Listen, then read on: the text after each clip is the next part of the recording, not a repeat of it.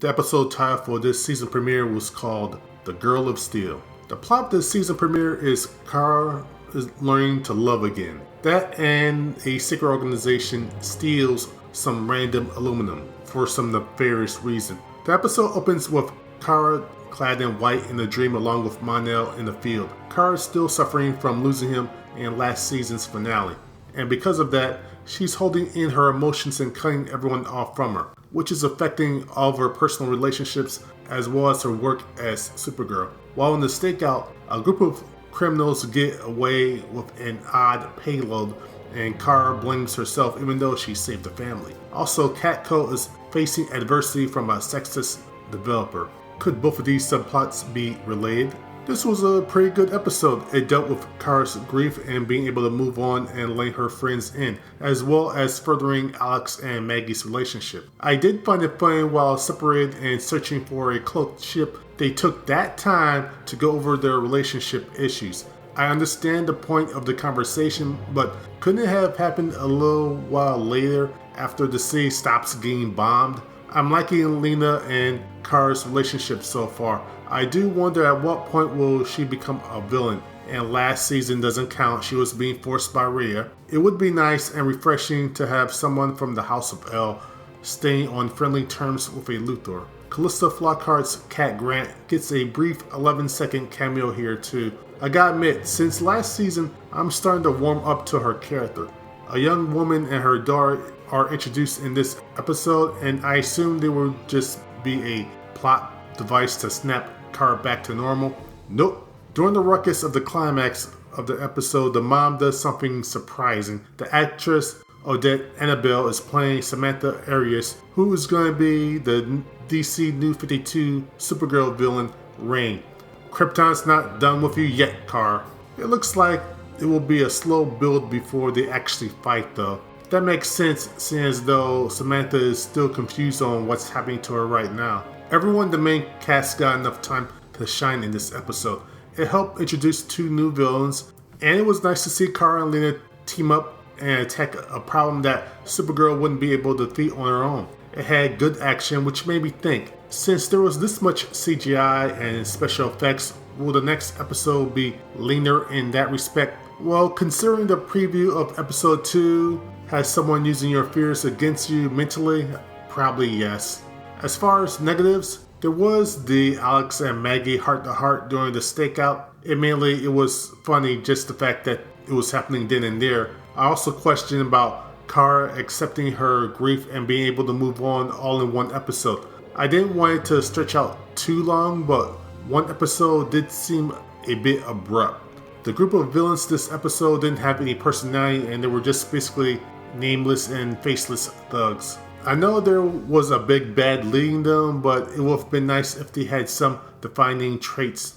This is a very good start to the new season. If I had to give it a ranking of 1 to 10, I probably would put it a 7. There were some weak points, but it's pretty good at all things considered. Next up, The Flash, Season 4, Episode 1, The Flash Reborn. The episode begins with Iris monologuing. This is a CW thing now. This has always been part of The Flash, but I've really started to notice that nearly every single CW show I watch has monologuing at the beginning and at times the end of each episode. Anyway, it's been 6 months since Barry went missing in the Speed Force, and Iris has been leading the team ever since. Caitlin's left the team as well, and they've been completely mediocre. They catch only 1 out of 3 metas. It was nice to see Peekaboo again. I wonder if this is going to be a thing where in each episode, or most episodes, has the team going up against a previous villain at the beginning. After getting their heads handed to them by a flying samurai, they realize that they're outclassed and they need to bring back Barry, somehow. I wish that this part of the story was stretched out an episode or 2. Imagine seeing Team Flash stretched thin and just barely defeats the villain in the premiere, and then they bring Barry back at either the end of the episode or during episode 2. This would help in building the anticipation of his return.